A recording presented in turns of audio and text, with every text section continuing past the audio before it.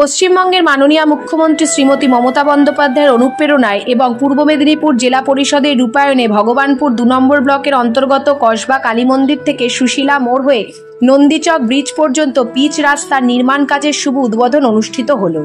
এই উন্নয়নমূলক প্রকল্পের উদ্বোধন করেন পূর্ব মেদিনীপুর জেলা পরিষদের সভাধিপতি ও পটাশপুর বিধানসভা কেন্দ্রের মাননীয় বিধান শ্রী উত্তম বারিক মহাশয়।